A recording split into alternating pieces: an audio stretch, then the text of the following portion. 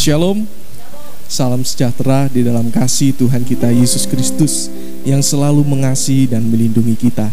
Dalam pemeliharaan Tuhan yang sempurna, kita dapat berjumpa kembali dalam ibadah raya kita pagi hari ini. Orang benar akan hidup dengan iman. Tanpa iman, saya dan saudara adalah manusia yang biasa, manusia yang pada umumnya di dunia ini. Tetapi, jika kita memiliki iman dalam kehidupan kita adalah manusia yang istimewa dan luar biasa, Bapak Saudara. Mari kita awali ibadah kita dengan kita memujikan nama Tuhan dengan pujian, Tuhan selalu menolongku.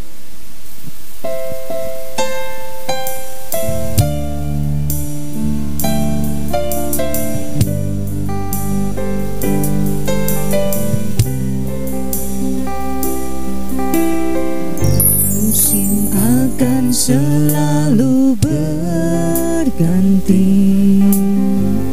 kasih Tuhan tetap abadi, tak akan berubah sampai selamanya. Ku tetap percaya, ku yakin Tuhan memberkati, ku yakin Tuhan melindungi. Burung di udara Tuhan pelihara, karena kasih-Nya Tuhan selalu menolongku, selalu menjagaku. Sehelai di rambutku tak akan terjatuh tanpa seizin-Mu. Tuhan selalu menolong, Tuhan selalu menolongku, selalu menjagaku. Dia mengenyangkanku dan peliharaku seumur hidupku. Musim akan selalu berganti, kasih Tuhan tetap abadi, tak akan berubah sampai selamanya. Ku tetap percaya, ku yakin Tuhan memberkati, ku yakin Tuhan melindungi. Burung di udara Tuhan pelihara, karena kasih-Nya Tuhan selalu menolongku, selalu menjagaku. Sehelai di rambutku tak akan terjatuh tanpa seizin-Mu. Tuhan selalu menolongku, selalu menjagaku. Dia mengenyangkanku dan peliharaku seumur hidupku.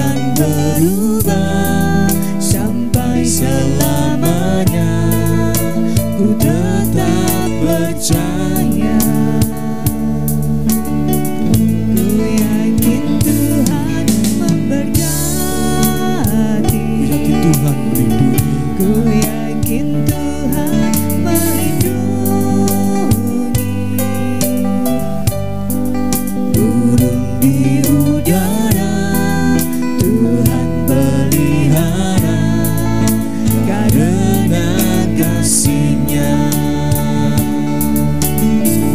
Tuhan selalu menolongku, selalu menjagaku, sehelai di rambutku tak akan terjatuh tanpa seizin-Mu. Tuhan selalu menolongku, selalu menjagaku, Dia mengenyangkanku dan peliharaku seumur hidupku. Tuhan selalu menolongku, selalu menjagaku, sehelai di rambutku tak akan terjatuh tanpa seizin-Mu. Tuhan selalu menolongku, selalu menjagaku, Dia mengenyangkanku dan peliharaku seumur hidupku. Tuhan selalu menolongku, selalu menjagaku,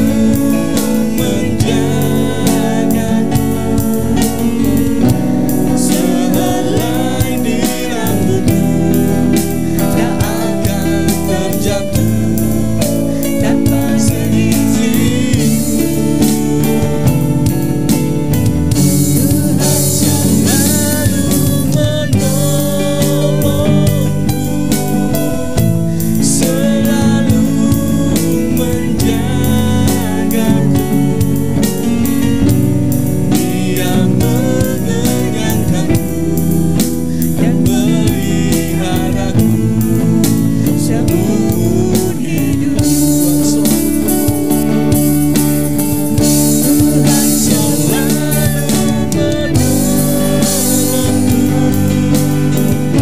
selalu menjagaku,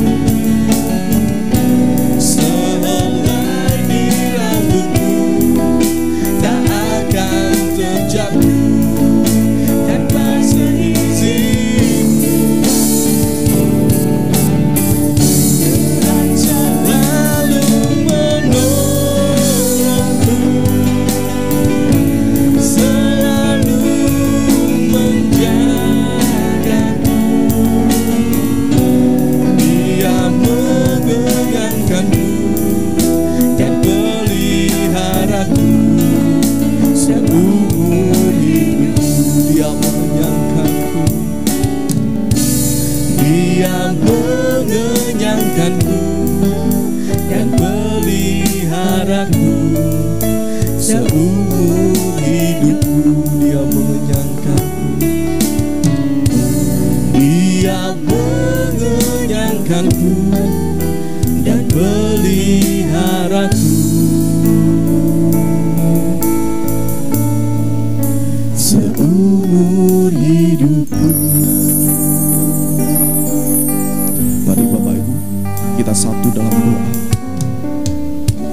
Tak pernah sedetik pun dalam kehidupan kami Engkau meninggalkan kami, Tuhan. Kami mengucap syukur Tuhan atas pagi hari yang indah ini, Tuhan. Kami boleh ada pagi hari ini, itu semua oleh karena kasih dan anugerah-Mu yang berlimpah-limpah atas hidup kami, Tuhan. Biarlah Tuhan, Apa yang kami persembahkan pada pagi hari ini, semuanya untuk menyenangkan hati-Mu Tuhan Yesus.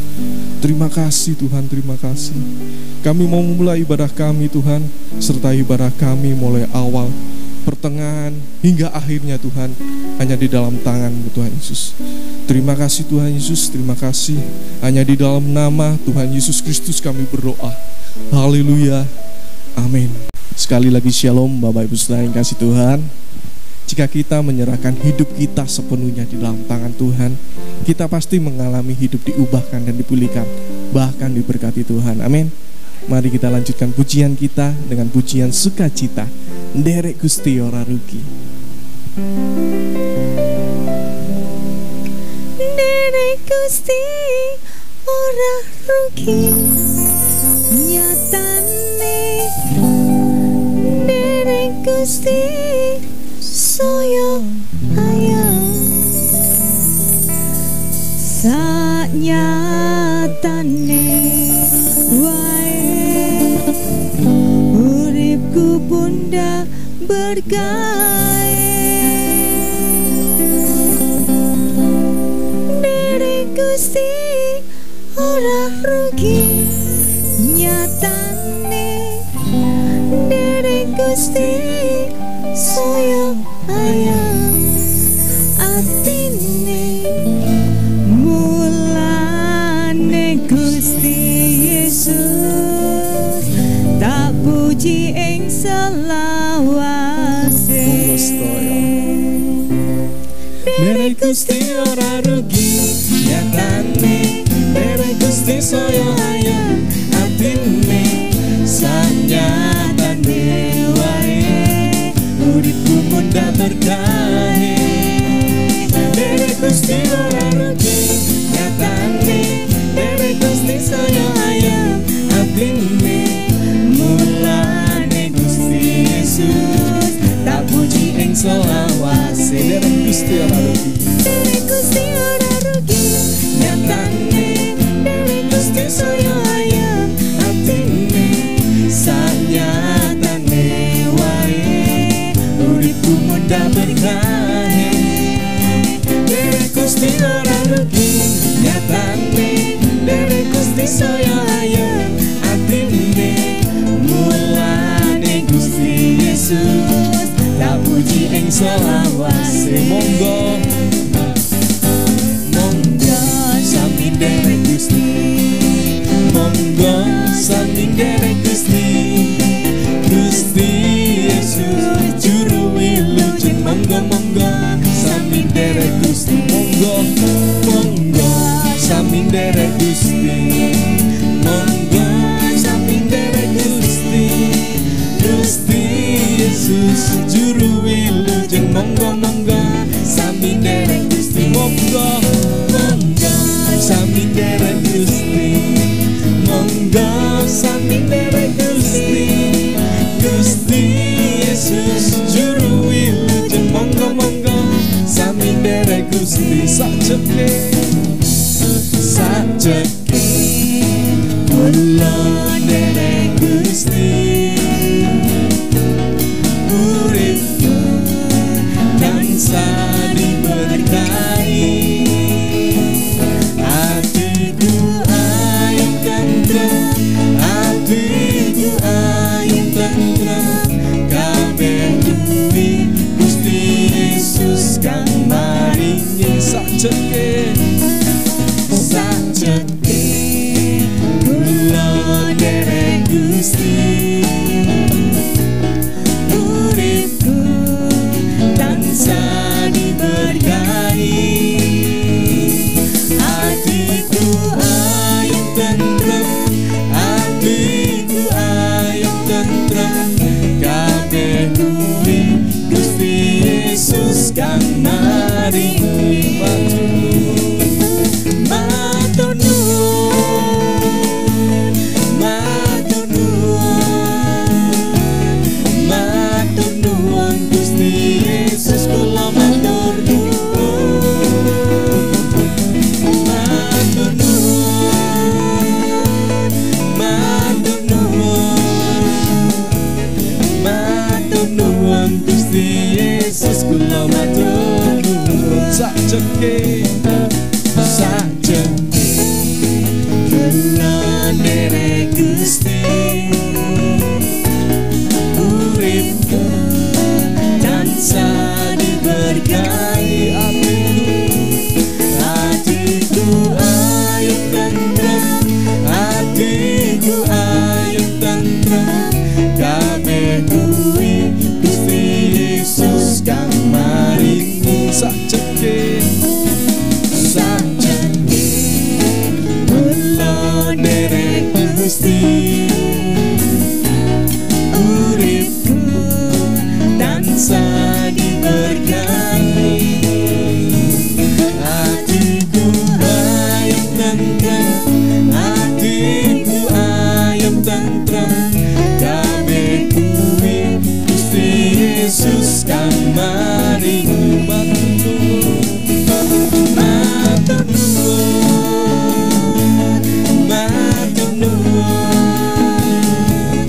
matur nuwun Gusti Yesus kula matur nuwun matur nuwun matur nuwun Gusti Yesus kula matur nuwun matur nuwun matur nuwun matur nuwun Gusti Yesus kula matur nuwun matur nuwun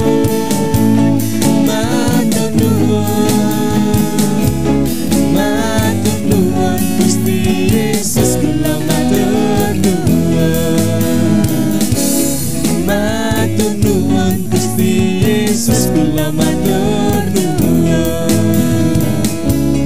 matur nuwun Gusti Yesus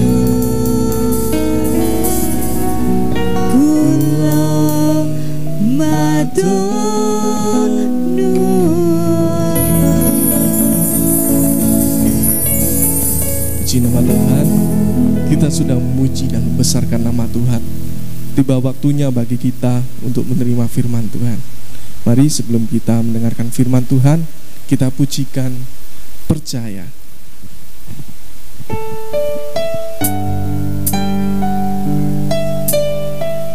Kekuatan hidupku ku dapat di dalam-Mu Tuhan. Di saat kami sedih, Engkau selalu teguhkan kami.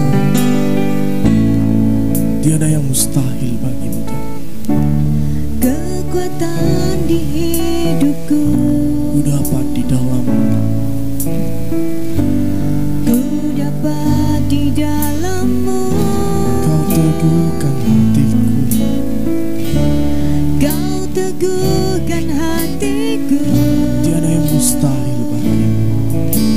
Tiada yang mustahil bagimu. Sebab aku percaya. Sebab aku percaya bukan karena melihat, namun karena firman-Mu yang selalu digenapi di hidupku. Ku percaya bukan karena melihat, namun karena firman-Mu tiada pernah berubah.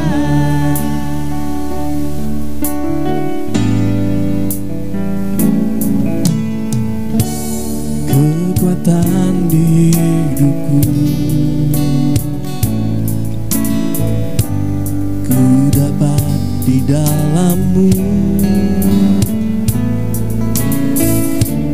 Kau teguhkan hatiku. Tiada yang mustahil bagimu.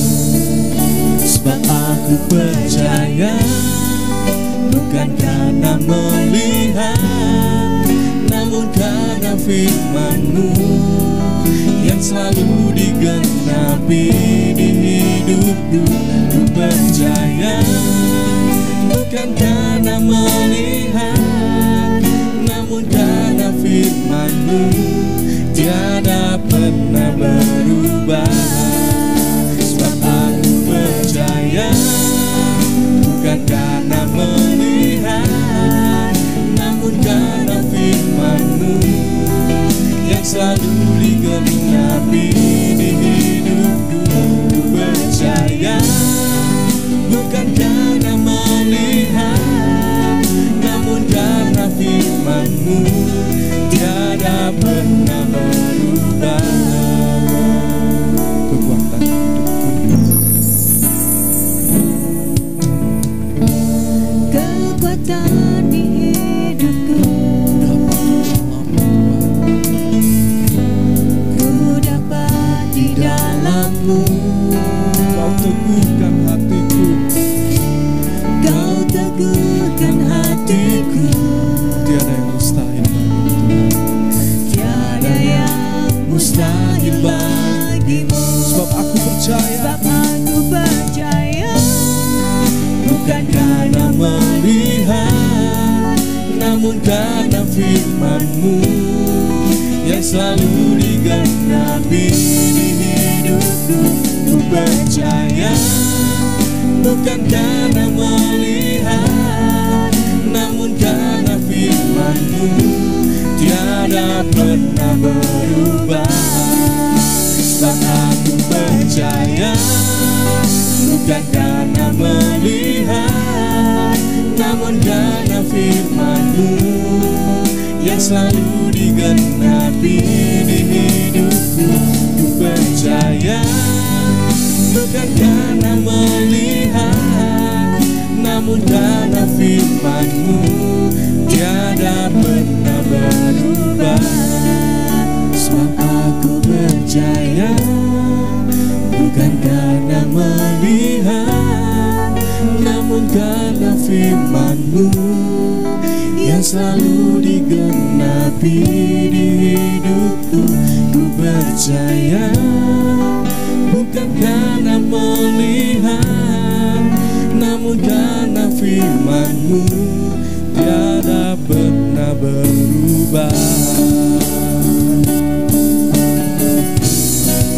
Sebab aku percaya, bukan karena melihat, namun karena firman-Mu yang selalu digenapi di hidupku. Ku percaya, bukan karena melihat, namun karena firman-Mu tiada pernah berubah. Sebab aku percaya, bukan karena melihat, namun karena firman-Mu yang selalu digenapi di hidupku. Ku percaya, bukan karena melihat, namun karena firman-Mu tiada pernah berubah. Sebab aku percaya, bukan karena melihat, namun karena firman-Mu yang selalu digenapi di hidupku. Ku percaya, bukan karena melihat, namun karena firman-Mu tiada pernah berubah. Namun karena firman-Mu tiada pernah berubah. Namun karena firman-Mu tiada pernah berubah.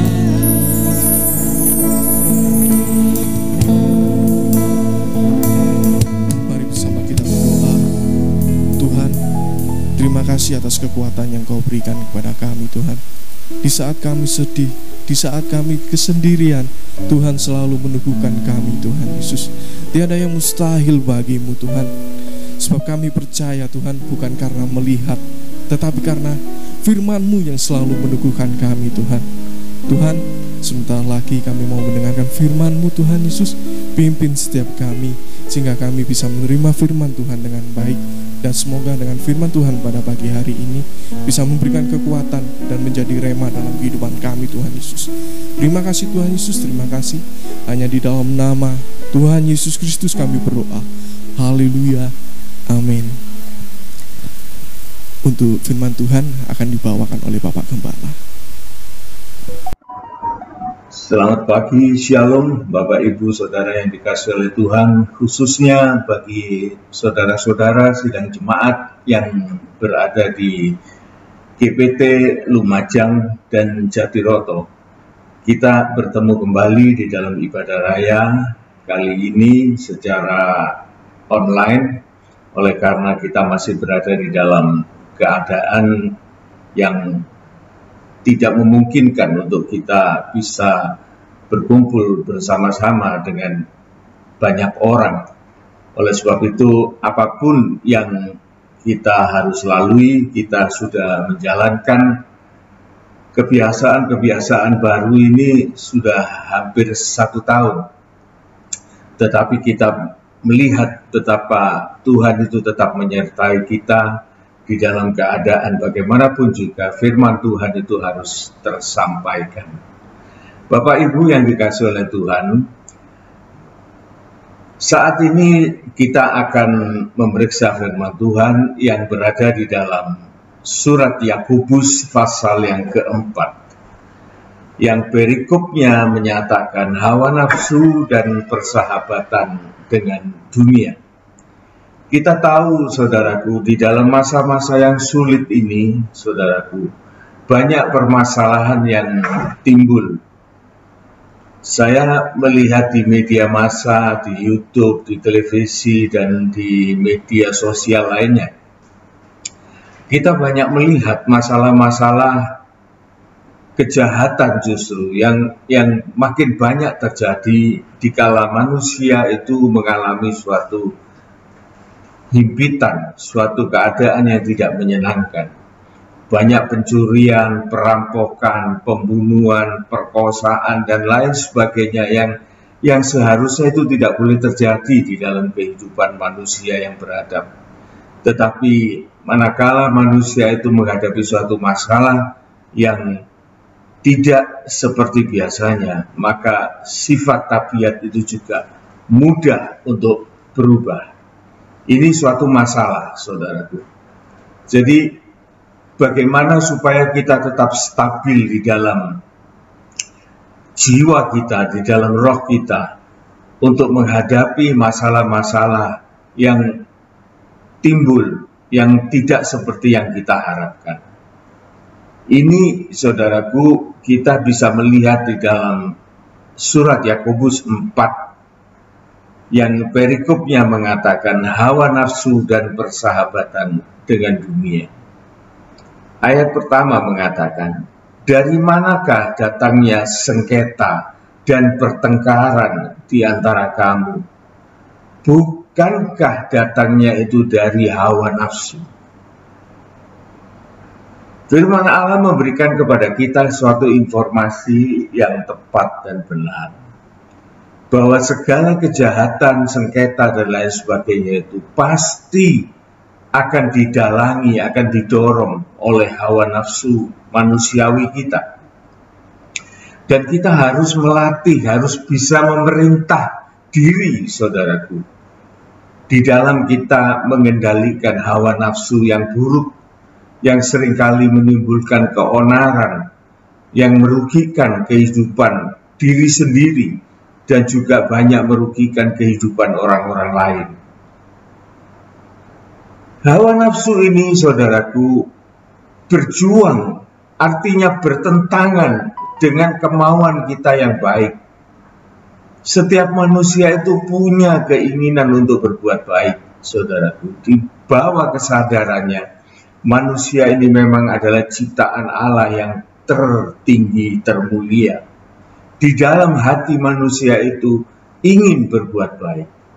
Tetapi kemampuan untuk berbuat baik itu seringkali terhimpit oleh keadaan, sehingga yang terjadi justru sebaliknya adalah kejahatan. Dikatakan, bukankah datangnya dari hawa nafsumu yang saling berjuang di dalam tubuh kita? Nah, ini yang menjadi problema, saudaraku. Baik, kita kupas lebih lanjut. Ayat 2 mengatakan, kamu mengingini sesuatu. Nah, ini dimulai dari keinginan, saudara. Keinginan ini sebetulnya adalah sesuatu yang netral. Tidak ada yang salah dengan keinginan itu. Tetapi keinginan itu, saudaraku, bisa menyeleweng ke arah yang tidak baik. Kita lihat, saudaraku, iblis itu jatuh, yang tadinya dia itu dari malaikat yang terang, malaikat yang mulia. Oleh karena keinginannya membawa dia kepada suatu titik kesombongan, dan dia meniatkan dirinya untuk menjadi sama seperti Allah. Sehingga keinginan-keinginan ini menjadi begitu rupa dan menjadi suatu permusuhan antara malaikat ini dengan Allah. Dan dia jatuh, saudara, akibat keinginan yang membuahkan dosa kesombongan. Dan dosa kesombongan ini, saudaraku, tidak berhenti hanya kepada iblis, tetapi juga iblis membawa dosa ini mengkontaminasi kehidupan manusia Adam dan Hawa, sehingga tertular dengan dosa, keinginan, kesombongan sampai pada kejatuhannya. Jadi kita harus berhati-hati, saudara. Di dalam kita mengendalikan hawa nafsu itu pertama. Kedua adalah keinginan untuk kita memperoleh sesuatu. Apalagi kalau keinginan itu di dalam masa-masa yang semacam ini, saudaraku, sulit untuk diperoleh. Nah, ini semua akan memicu kita untuk melakukan sesuatu yang tidak biasanya kita lakukan. Kamu mengingini sesuatu, tetapi kamu tidak memperolehnya. Jadi tidak semudah itu, saudaraku. Nah, keinginan itu tetap akan membawa kita kepada suatu perbuatan-perbuatan yang tidak bisa kita kendalikan. Lalu kamu membunuh. Berapa banyak sekarang, saudaraku, peristiwa-peristiwa pembunuhan. Manusia begitu murah jiwanya. Ada suami membunuh istri, ada istri membunuh anaknya, ada anak membunuh orang tua. Ini terjadi, saudaraku, di akhir-akhir ini. Oleh karena mengingini sesuatu, kalau ditanya mau apa, ada keinginan yang tidak bisa tercapai. Apalagi ditambah lagi dengan iri hati. Tetapi kamu tidak mencapai tujuanmu, lalu kamu bertengkar dan kamu berkelahi. Kamu tidak memperoleh apa-apa. Oleh karena kamu tidak berdoa. Lu aneh ya, saudara ya. Ujung-ujung ayat ini mengatakan karena kamu tidak berdoa. Ini mengindikasikan, saudaraku, kejadian ini bisa saja terjadi pada orang-orang yang merasa atau memang dia itu orang yang mengaku beragama, mengaku kenal Tuhan, mengaku orang yang saleh, mengaku orang yang suka berdoa. Oleh karena firman Tuhan mengatakan karena kamu tidak berdoa. Aneh juga, saudara ya. Tetapi Tuhan menyinggung dalam firman-Nya bahwa kebiasaan berdoa itu tentu dilakukan oleh orang-orang yang alim, orang yang beragama, saudaraku ya. Jadi ternyata, saudaraku, keadaan semacam ini tadi yang kita bicarakan ini tidak hanya dimiliki oleh orang-orang luar, orang-orang yang tidak beragama, orang yang tidak bertuhan. Tetapi sampai pun pada orang yang mengaku sebagai orang yang bertuhan, dia juga tidak kebal dengan peristiwa, dengan keadaan semacam ini. Ini yang perlu kita perhatikan sungguh-sungguh, saudara, supaya kita tetap berjaga-jaga di dalam kehidupan ini. Jangan sampai kita terbawa-bawa oleh hawa nafsu kita, keinginan kita yang tidak terkendali, sehingga kemudian kita melakukan hal-hal yang extraordinary yang tidak biasanya kita lakukan, sehingga terjadi suatu kejahatan yang luar biasa di dalam perjalanan hidup kita. Coba kita koreksi lagi. Bagaimana dengan kehidupan rohani kita? Apakah kita tetap tekun di dalam doa kita kepada Tuhan, atau kita melalaikan itu, sehingga firman Tuhan mengingatkan karena kamu tidak berdoa? Ayat selanjutnya kita baca, ayat yang ketiga. Atau kamu berdoa juga, loh saudara. Jadi ini bukan orang sembarangan, orang yang berdoa, orang yang rohani, tetapi kamu tidak menerima apa-apa. Aneh saudara ya. Jadi orang yang rohani, orang yang berdoa, tapi juga tidak menerima apa-apa. Oleh karena apa? Karena kamu salah berdoa. Jadi orang yang mengaku rohani, saudaraku ya, bisa mengalami hal yang sama, yang mengecewakan. Oleh karena salah di dalam berdoa. Apa salahnya? Sebab yang kamu minta itu hendak kamu habiskan untuk memuaskan hawa nafsu. Kembali lagi, saudara. Jadi hawa nafsu ini, saudaraku, dari kehidupan kita manusia ini, memang perlu ada suatu pengendali yang luar biasa. Pengendalian diri ini, saudaraku, harus kita miliki dan ditolong oleh firman Allah dan Roh Kudus yang menyertai kehidupan kita. Tanpa firman Tuhan, tanpa pertolongan Roh Kudus, maka kehidupan kita sangat rawan dengan hawa nafsu yang kita miliki, dengan keinginan-keinginan hati yang tidak lagi bisa kita kendalikan, sehingga kita melakukan hal-hal yang aneh-aneh, dan kita akan menjadi orang yang berbalik menjadi musuhnya Tuhan. Ayat yang keempat, hai kamu orang-orang yang tidak setia. Nah, semakin jelas, saudara. Sekalipun kehidupan kita ini mengaku orang yang mengenal Tuhan, orang yang beragama, orang yang dikatakan rajin beribadah, tetapi ada ketidaksetiaan di dalam kehidupan kita ini.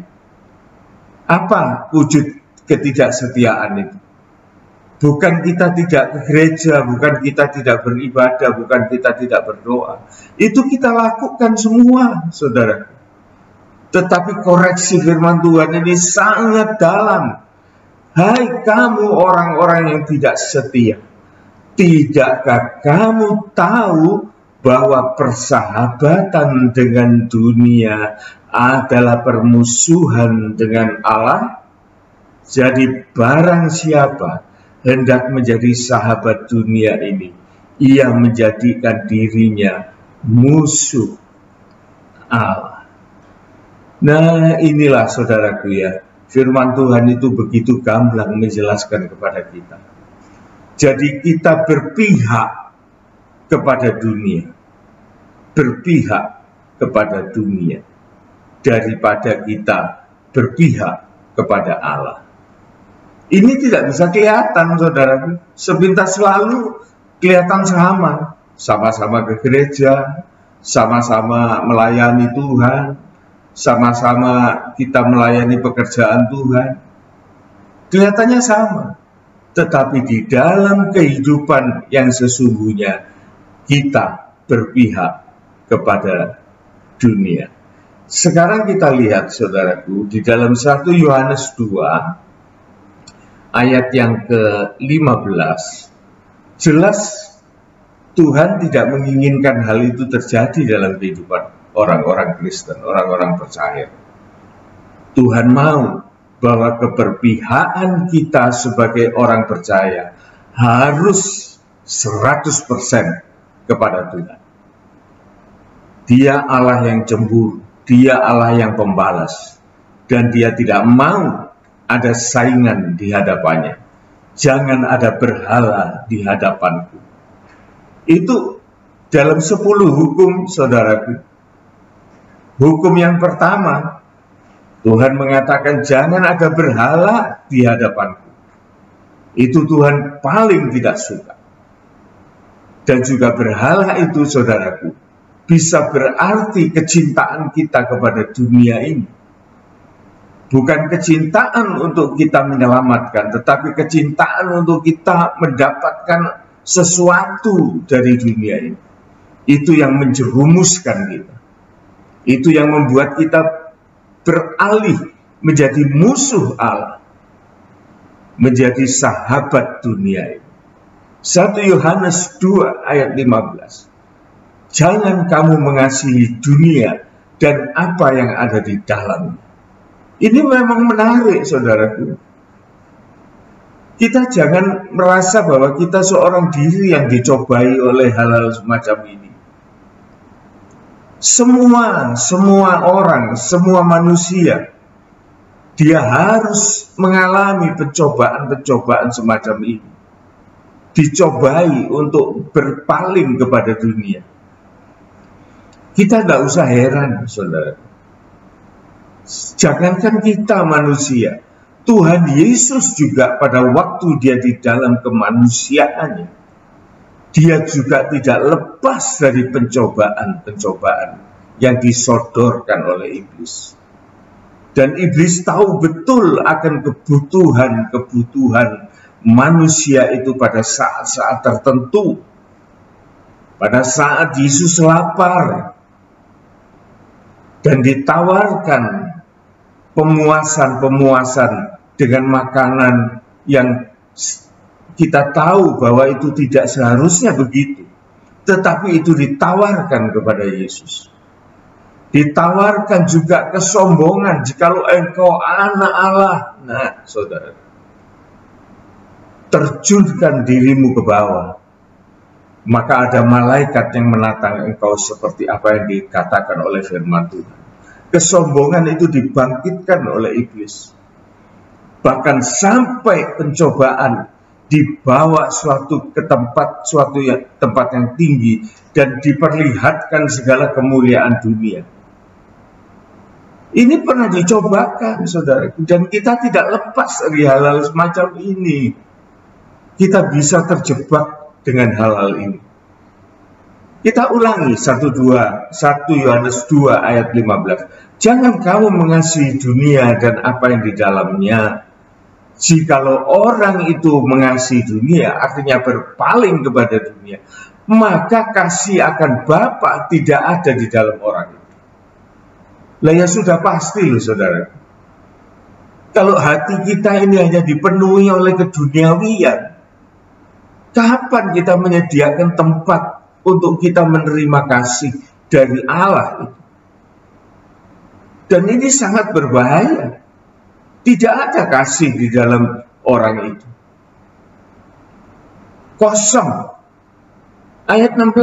Sebab semua yang ada di dalam dunia, kembali lagi, yaitu keinginan daging, keinginan mata, keangkuhan atau kesombongan dalam hidup, itu bukan berasal dari Bapa, melainkan dari dunia ini sendiri.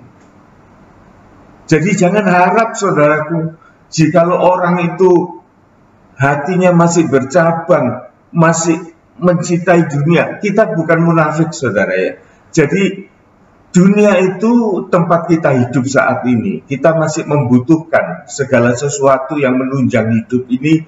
Tidak bisa kita pungkiri dari dunia ini. Kita makan nasi, kita makan apapun, kita pakaian dan lain sebagainya. Kita membutuhkan dunia ini. Tetapi, saudaraku, yang dimaksudkan keberpihakan kita ini, menerima segala anugerah berkat sekalipun dari dunia ini, harus kita mengerti bahwa segala sesuatu yang kita terima ini berasal dari kasih Allah, bukan kasih dunia ini, saudaraku. Tetapi Allah yang membuat kita bisa menjadi hidup semacam ini. Bukan dunia ini. Bukan oleh karena kita ini hebat. Bukan karena kita ini pintar. Bukan karena kita ini kuat. Kita bisa bekerja dengan lain sebagainya.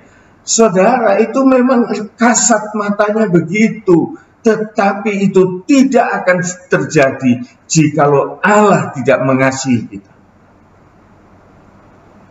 Itu yang namanya dosa, saudara. Hamartia, meleset. Jadi kita tidak membidik kepada Allah yang betul, tetapi justru bidikan kita kepada hal-hal yang semu, yang tidak ada kelanjutannya. Itulah keduniawian, saudara. Sebab semua yang ada di dalam dunia itu keinginan daging, keinginan mata, serta keangkuhan itu bukan berasal dari Bapa, melainkan dari dunia ini. Dan ayat 17, saudaraku, dan dunia ini sedang lenyap, bukan akan lenyap. Kalau akan lenyap sih sudah pasti, saudaraku. Tetapi di dalam proses dia lenyap. Kalau dia tidak lenyap dulu, mungkin kita sendiri yang lenyap duluan. Jadi keadaan yang fana ini, saudaraku, akan segera lenyap dengan keinginannya. Tetapi orang yang melakukan kehendak Allah, itu yang akan hidup untuk selama-lamanya. Saudara yang dikasihi oleh Tuhan, kehidupan kekal itu disediakan bagi kita, saudara, melalui Yesus Kristus. Dia yang akan memberikan kepada kita kehidupan yang kekal, yang dapat kita nikmati untuk selama-lamanya. Saudara, di dalam kesempatan ini saya ingin memberikan suatu contoh bagaimana kehidupan seseorang yang mendambakan keduniawian, bahkan seharusnya dia diarahkan kepada suatu yang lebih penting dari keduniawian itu. Salah seorang dari bangsa Israel, saudaraku, kita baca di dalam kitab Yosua, saudaraku ya. Di sana pada pasal yang ke-6 kita bisa melihat suatu sejarah perjalanan Israel di bawah pimpinan Yosua. Ada seorang yang bernama Achan. Mungkin saudara kurang familiar atau mungkin saudara sudah kenal pribadi orang ini. Ada seorang yang bernama Achan. Dia melakukan suatu perbuatan yang tidak pada tempatnya. Di dalam perjuangan, saudaraku, kita ini di dunia ini di dalam perjuangan. Kita boleh memakai segala sesuatu apa yang Tuhan sediakan dalam dunia ini. Tetapi jangan sampai kita punya keinginan, punya kerakusan, punya suatu hawa nafsu untuk memiliki semuanya. Ini sungguh bukan tujuan Tuhan. Saya akan memulai cerita ini dari Yosua pasal yang ke-6. Pada waktu Israel berperang menyerbu kota Yeriko, ada pesan Tuhan di dalam Yosua 6 ayat yang ke-18 mengatakan, tetapi kamu ini jaga dirimu terhadap barang-barang yang dikhususkan untuk dimusnahkan.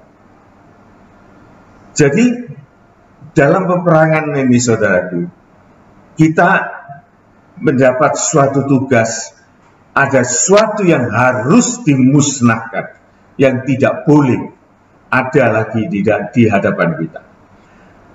Supaya jangan kamu mengambil sesuatu dari barang-barang yang dikhususkan itu, setelah mengkhususkannya, dan dengan demikian membawa kemusnahan atas perkemahan orang Israel dan mencelakakannya.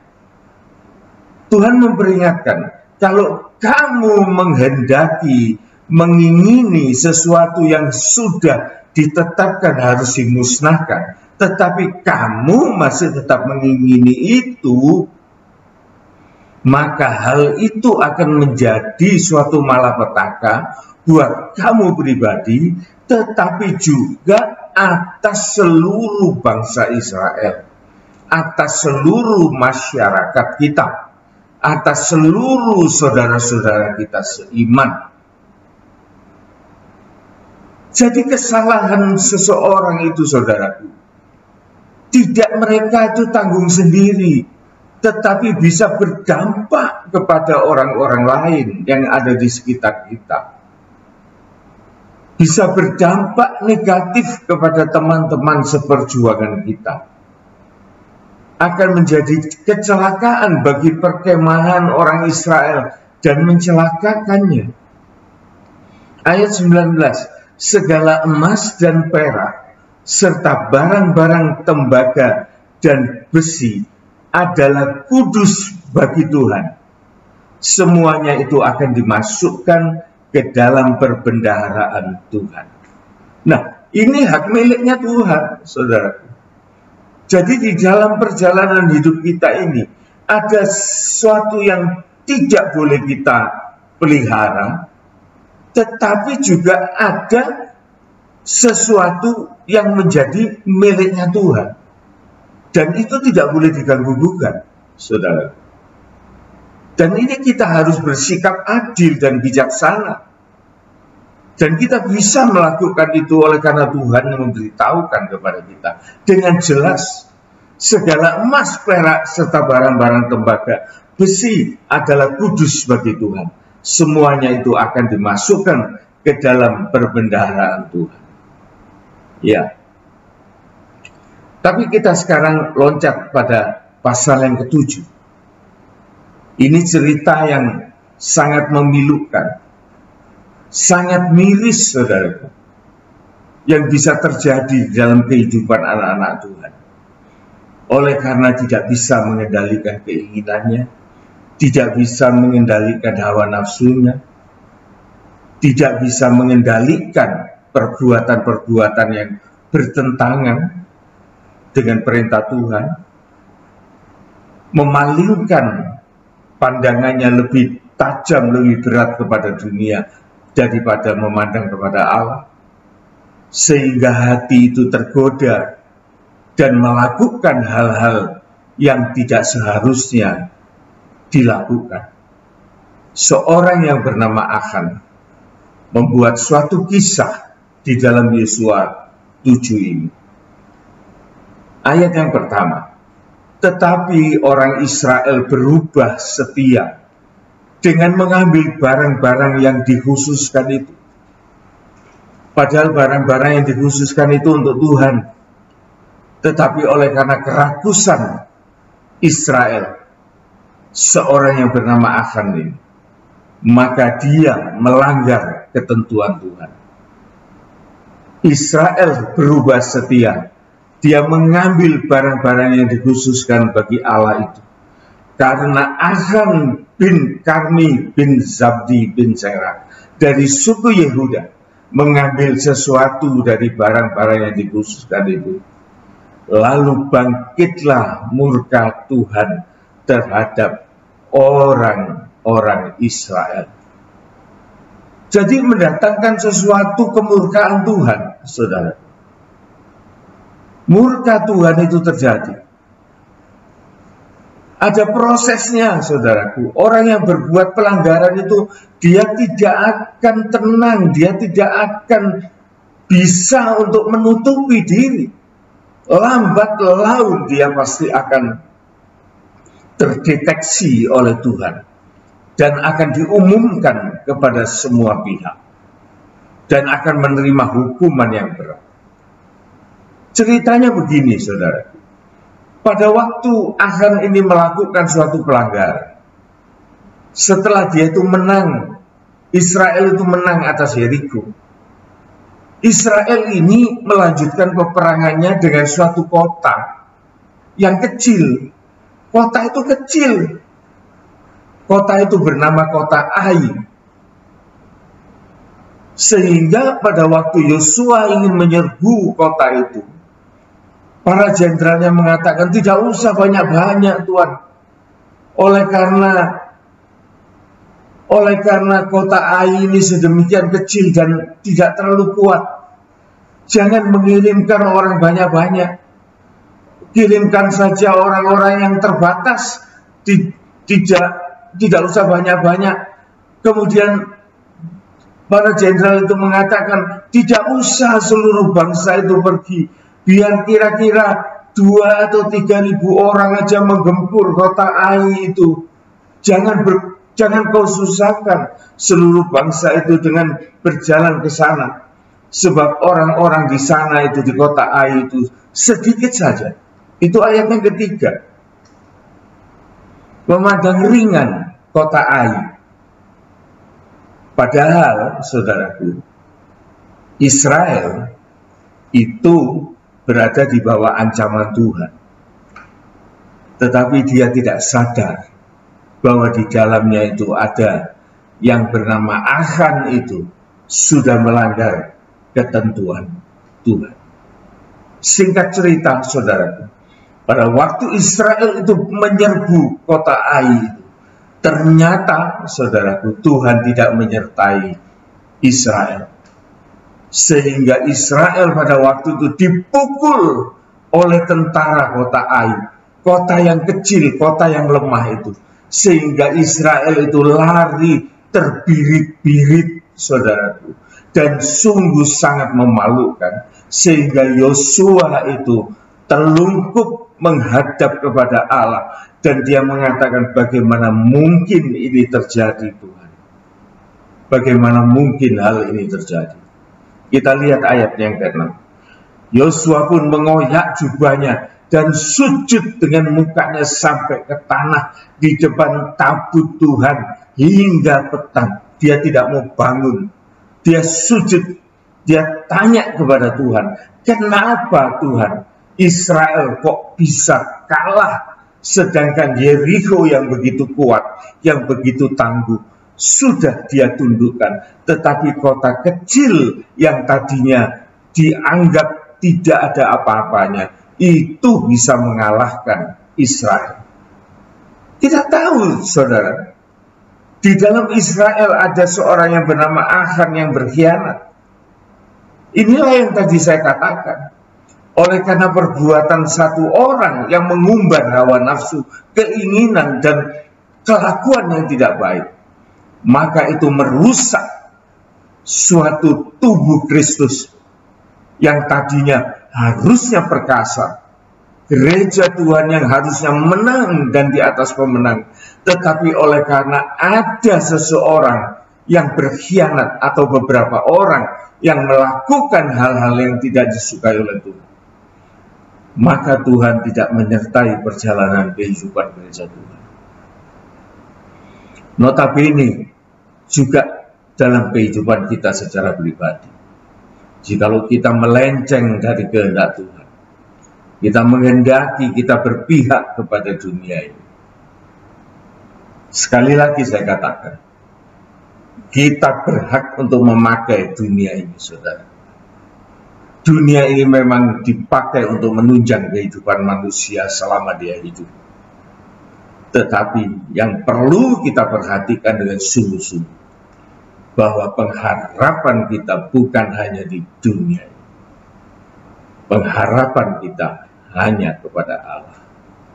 Di sini terbukti, saudaraku, setelah Yosua datang kepada tabut Tuhan sehingga petang, bersama-sama dengan para tua-tua orang Israel sambil menaburkan debu di atas kepalanya. Kita loncat ayat ke-10. Lalu berfirmanlah Tuhan kepada Yosua, bangunlah, mengapa engkau sujud demikian? Orang Israel telah berbuat dosa, mereka melanggar perjanjianku atau perintahku yang aku perintahkan kepada mereka. Mereka mengambil sesuatu dari barang-barang yang seharusnya dikhususkan bagi Tuhan. Mereka mencurinya, mereka menyembunyikannya, dan mereka menaruhnya di antara barang-barangnya. Sebab itu orang Israel tidak dapat bertahan menghadapi musuhnya. Mereka melarikan diri dari musuhnya, sebab mereka itu dikhususkan juga untuk ditumpas. Aku tidak akan menyertai kamu lagi jika barang-barang yang dikhususkan itu tidak kamu punahkan dari tengah-tengahmu. Hal ini, saudaraku, lambat laun akan terbuka, saudara. Sehingga pada akhirnya, saudaraku, Tuhan memberikan suatu jalan kepada Yosua, ayat 14.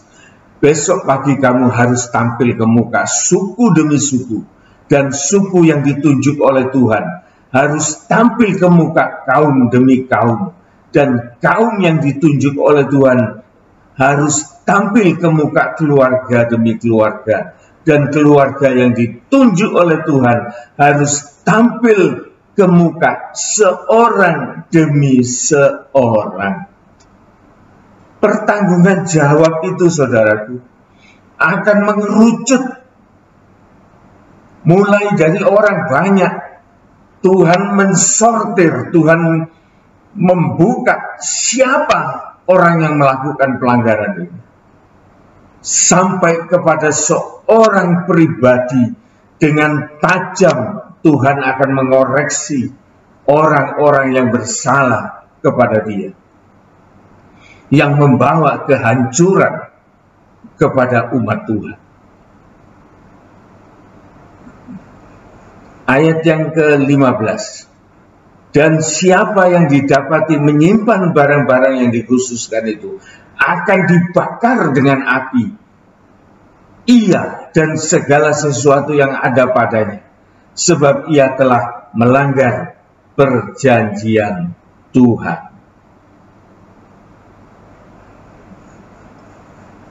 Tidak bisa lari, saudaraku. Semua dosa harus dipertanggungjawabkan secara pribadi di hadapan Tuhan. Dan ini sangat mengerikan, saudaraku. Saya bisa membayangkan bagaimana Achan ini menghadapi hal itu. Dia melihat bagaimana Allah itu bertindak.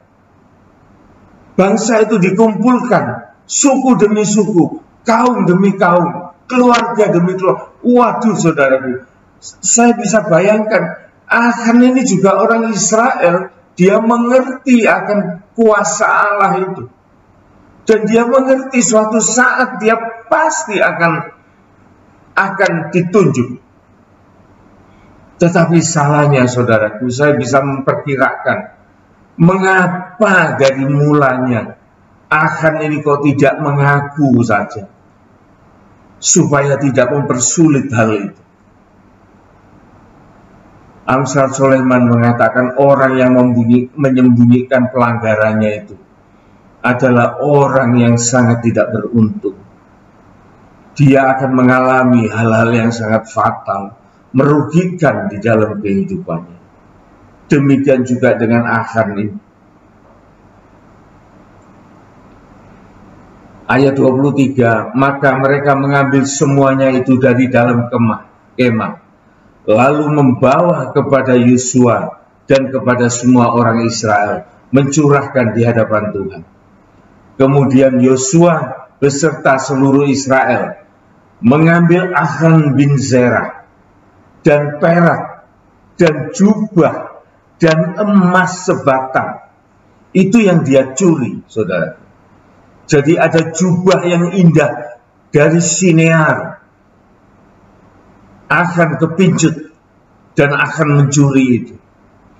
Akan juga mencuri emas yang seharusnya itu bagian dari Tuhan yang dimasukkan di dalam perbendahara, tetapi akan mencuri itu. Itu semua dibongkar dan dibawa di hadapan Yosua. Yang paling tragis, yang paling celaka, saudaraku, yang paling ngenes, saya katakan, dikatakan di sini, anak-anaknya yang laki dan perempuan, keluarganya, saudara. Anak-anaknya laki-laki dan perempuan yang tidak tahu apa-apa mungkin. Oleh karena perbuatan pemimpin keluarga itu, orang tua itu, maka katut juga menjadi orang-orang yang ditimpa oleh penghukuman. Anak-anaknya yang laki-laki dan perempuan, lembunya, keledainya, kambing dombanya, kemahnya, dan segala kepunyaannya. Lalu semuanya itu dibawa ke lembah Akor. Berkatalah Yosua, seperti engkau mencelakakan kami, maka Tuhan pun mencelakakan engkau pada hari ini. Lalu seluruh Israel melontari dia dengan batu. Semuanya itu dibakar dengan api dan dilempari dengan batu. Saudara, ini menjadi suatu peringatan buat kita.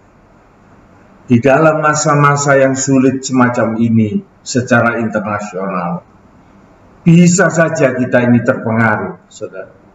Siapapun dia, baik dia sebagai orang Kristen, baik dia orang non-Kristen, jangan pandang enteng, saudaraku. Jangan kita semata-mata mengatakan, wah kita ini anak Tuhan, tentunya bisa menghindari hal-hal semacam itu. Tidak, saudaraku. Tidak. Tetapi seharusnya kita tahu bahwa ada sesuatu yang melindungi kita di dalam Tuhan kita Yesus Kristus. Di dalam iman kita. Sebagai ayat penutup, saudaraku, saya akan menutup cerita ini, menutup khotbah ini dengan satu ayat yang perlu kita miliki. Bukan hanya kita miliki untuk kita baca, tetapi menjadi suatu praktek hidup permanen di dalam kehidupan kita. 1 Yohanes 5 ayat yang ke-18 mengatakan, kita tahu. Jadi Tuhan memberitahukan kepada kita supaya kita tahu. Dan kemudian kita mengatakan, aku tahu. Bahwa setiap orang yang lahir dari Allah, orang yang lahir dari Allah, orang yang dibentuk oleh firman Tuhan, firman itu menjadi manusia, dan firman itu bisa tinggal di dalam kehidupan kita, mengubah kehidupan kita yang nafsani untuk menjadi manusia rohani. Kita mengalami lahir baru di hadapan Tuhan, dikerjakan oleh kuasa firman dan Roh Kudus, sehingga kita menjadi orang yang dibaharui, yang lahir dari Allah. Setiap orang yang lahir dari Allah, yaitu kita, orang-orang yang dilahirkan dari Allah. Apa tandanya? Tidak berbuat dosa. Tegas saja, saudara. Tegas saja. Tidak berbuat dosa. Hanya ini yang bisa kita pegang di dalam kehidupan kita. Tetapi dia yang lahir dari Allah melindunginya. Dia di sini huruf besar. Siapa ini? Yesus. Tetapi Yesus yang juga lahir dari Allah melindungi kita. Dan si jahat tidak dapat menjamah kita. Waduh, saudara. Sebentar lagi kita mengalami suatu peringatan yang besar, yaitu tentang kelahiran Tuhan Yesus Kristus.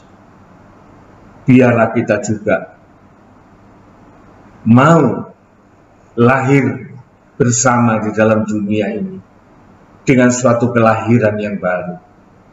Biarlah Tuhan Yesus menempati hati kita, menempati pikiran kita, menjadi pelindung kita secara pribadi, bukan pelindung pasif, tetapi suatu pelindung yang aktif, sehingga firman Allah mengatakan, dan si jahat tidak dapat menjamah kita. Ini luar biasa, saudaraku. Saya pikir tidak ada suatu perlindungan yang baik, yang ampuh, yang berhasil di tengah-tengah dunia ini. Oleh karena dunia ini sudah diserahkan kepada iblis. Tetapi orang yang menang, orang yang punya iman, orang yang menerima Yesus sebagai Tuhan dan Juru Selamatnya, hanya itu satu-satunya way out, solusi, jalan keluar bagi anak-anak Tuhan, khususnya di masa-masa semacam ini. Jangan kita mengatakan, itu hanya terjadi pada orang-orang golongan tertentu. Tidak, saudaraku, tidak. Ini secara merata. Orang besar melakukan hal-hal yang semacam itu. Berapa banyak kita lihat KPK itu. Orang-orang yang sudah kaya itu masih neromos, saudara. Masih mencuri uang rakyat, orang miskin. Tidak ada perlindungan, saudara. Itu orang-orang yang kaya, orang yang berpangkat, orang yang pejabat. Bagaimana dengan orang sama, saudaraku? Kita lihat itu loh, di pasar-pasar itu beritanya ini. Ada paman bunuh ponakannya oleh karena uang, karena utang piutang dan lain sebagainya. Jumlahnya kecil, tidak usah jumlah besar. Sudah terjadi tindakan-tindakan yang satu kelas dengan tindakan-tindakan orang berpangkat. Jadi tidak ada, saudaraku, janji keselamatan, janji perlindungan yang ampuh, selain kita mendekatkan diri kita kepada Tuhan dan menerima Yesus di dalam kehidupan kita, sehingga kita dilahirkan baru di dalam Dia, dan kita menjadi orang yang menjadi milik Allah, bukan milik dunia. Amin. Baiklah Bapak Ibu Saudara sekalian, hari ini kita sangat bersyukur kepada Tuhan karena kita sudah mendengarkan firman Tuhan yang disampaikan oleh Bapak Gembala kita. Hari ini kita kembali ditegur oleh firman Tuhan untuk kita bisa mengendalikan segala hawa nafsu yang ada di dalam diri kita. Kita bisa mengontrol seluruh perkataan, tindakan kita, dan perbuatan-perbuatan kita. Oleh sebab itu Bapak Ibu Saudara sekalian, mari kita minta kepada Tuhan untuk mengubah hati kita seperti hati Tuhan Yesus. Kita angkat satu pujian setelah kita mendengarkan firman Tuhan ini. Bapa, Kau setia, takkan meninggalkan. Terima kasih Tuhan. Ubah hati kami.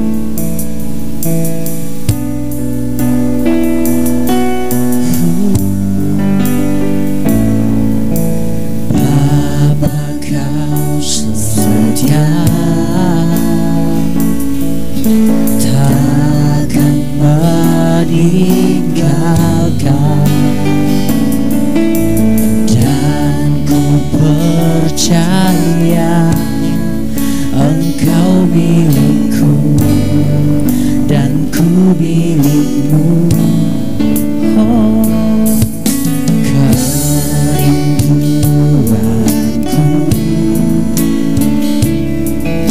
tinggikan namamu, karena ku tahu Engkau dalamku dan ku dalammu. Oh, ubah hatiku seperti hatimu, setulus hatimu, kasihmu Tuhan.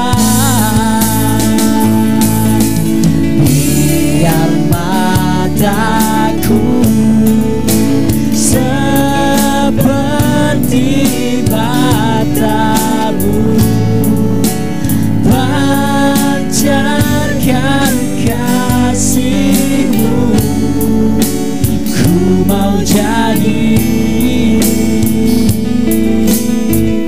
seperti-Mu.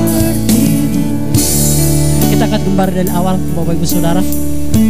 Bapak kau setia, Bapak kau setia, takkan meninggalkan, dan ku percaya Engkau milikku dan ku milikmu. Kerinduanku,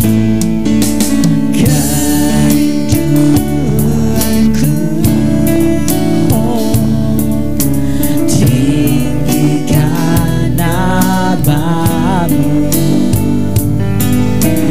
karena ku tahu Engkau dalamku dan ku dalammu. Ubah hatiku seperti hati-Mu, setulus salib-Mu, kasih-Mu, Tuhan. Biar mataku seperti matamu, pancarkan kasih-Mu, ku mau jadi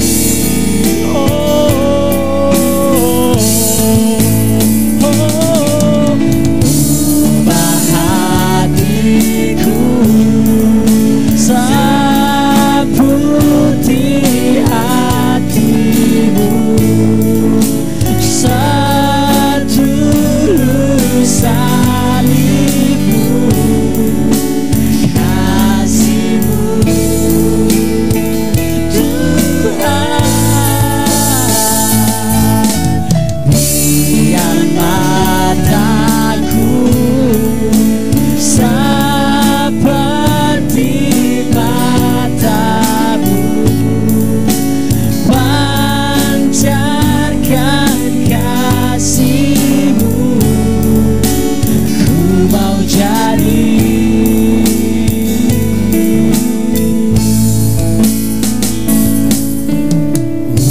ubah hatiku seperti hati-Mu, setulus salib-Mu, kasih-Mu, Tuhan. Biar mataku seperti matamu, pancarkan kasih-Mu, ku mau jadi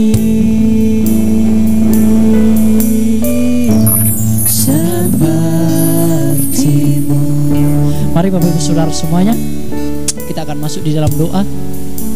Bapa di surga, firman Tuhan yang sudah kami dengarkan, yang sudah disampaikan oleh Bapak Gembala, kami menegur kami kembali untuk kami selalu was-was mengontrol diri kami dengan sebaik-baiknya, mengontrol segala perkataan, segala hati, segala tindakan, solat tingkah kami. Selalu kami kontrol supaya tidak dibawa, supaya tidak dirongrong oleh si iblis itu sendiri ya Tuhan. Terima kasih Bapa di surga, Bapak Gembala kami yang sudah menyampaikannya, yang sudah berjerih lelah untuk mempersiapkan firman-Mu. Tuhan berkati hamba-Mu di dalam kesehatan, kekuatan, dan pelayanannya. Tuhan pakai lebih luar biasa lagi, semuanya untuk kepujian, kemuliaan nama Tuhan. Sidang jemaat-Mu juga yang mendengarkan semuanya. Kiranya Tuhan berkati semuanya. Biarlah kami semua boleh melakukan firman-Mu bukan hanya sebagai pendengar, namun juga sebagai pelaku-pelaku firman Tuhan. Terima kasih Bapa di surga. Dalam nama Yesus ini doa kami, puji Tuhan. Amin. Sebentar Bapak Ibu Saudara semuanya, saya akan bacakan pengumuman kita untuk 1 minggu ke depan. Yang pertama adalah ibadah PA tetap berjalan seperti biasa Bapak Ibu Saudara, hari Rebo jam 5 sore. Ibadah kaum muda tetap berjalan seperti biasa hari Sabtu jam 5 sore. Dan ibadah sekolah minggu tetap berjalan seperti biasa jam pagi-pagi sekolah minggu. Dan ibadah raya tetap berjalan seperti biasa Bapak Ibu Saudara jam 8 pagi. Nah Bapak Ibu Saudara semuanya, perlu saya himbau Bapak Ibu Saudara semuanya bahwa tanggal 25 kita akan merayakan ibadah Natal bersama. Namun Natal yang kita lakukan adalah Natal online Bapak Ibu Saudara sekalian. Bapak Gembala menghimbau untuk kita mempersiapkan perjamuan masing-masing di rumahnya sendiri Bapak Ibu Saudara sekalian. Nanti Natal kita akan kita laksanakan tanggal 25 Desember Bapak Ibu Saudara sekalian.